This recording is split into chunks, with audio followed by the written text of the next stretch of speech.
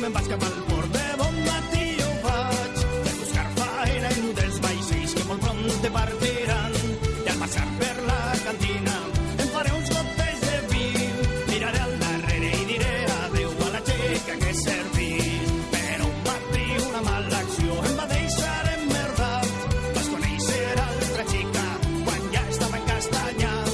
Era filla d'un sargento de la Guàrdia Civil. Ell no va comprendre que primer fou ella la que em va posar calent. Estic vivint a l'illa, treballant de sol a sol, és el dur càstig de Guàrdia Civil.